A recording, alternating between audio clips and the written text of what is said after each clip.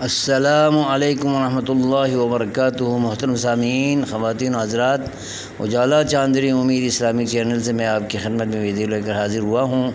عزیز طلباء ساتھیوں، آپ کی خدمت میں علمی گفتگو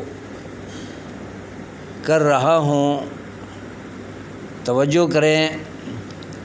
یہ عرض کر رہا ہوں کہ باب افعال اور باب تفعیل اور باب تفاعل وغیرہ یہ متعدی ہوتے ہیں بغیر کسی صلہ کے۔ ثلاثی مزید فی کے ابواب کے لیے علا اور با کا صلہ استعمال کر کے متعدی قطع نہیں کیا جاتا، اور جو صلہ کسی کو نظر آ جائے، جیسے احاط بہم سرادقها، اس میں دھوکہ کھا کر لوگ سمجھتے ہیں کہ احاطہ کے معمول پر با صلہ آیا ہے، تو یہ احاطہ باب افعال کو با کے ذریعے متعدی کیا گیا ہے۔ ایسا ہرگز نہیں ہے۔ باب افعال پہلے ہی سے متعدی ہوتا ہے، اور متعدی سے لازم استعمال کرنے کی شکلیں الگ ہیں اس کی۔ جب سیرورت کے لیے استعمال کرنا ہو، بلوغ کے لیے استعمال کرنا ہو خواص الابواب میں سے، یا مبالغے کے لیے استعمال کرنا ہو،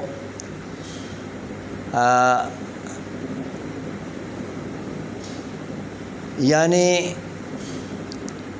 مبالغے کے لیے، سیرورت کے لیے، حینونت کے لیے، بلوغ خاصہ کے لیے استعمال کرنا ہو، تو ان صورتوں میں باب افعال لازم استعمال ہوتا ہے اور متعدی نہیں ہوتا۔ یہ مخصوص الفاظ کے ساتھ خاص ہے، لیکن یہ سمجھنا کہ باب افعال کو متعدی حرف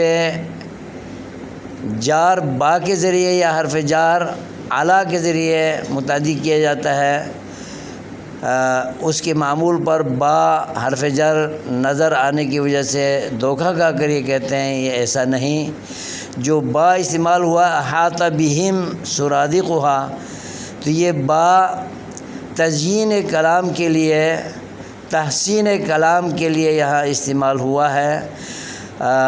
احاطہ بنیادی طور پر خود متعدی ہے، اگر ہم اس با کو ہٹا دیں تو بھی متعدی ہی رہے گا۔ جیسے احاطہم سرادقها، ان کو دوزخ کے خیمے، اس کی قناتیں گھیریں گی، اس کے خیمے اہل دوزخ کو گھیریں گے، تو یہ متعدی کا معنی قائم رہتا ہے۔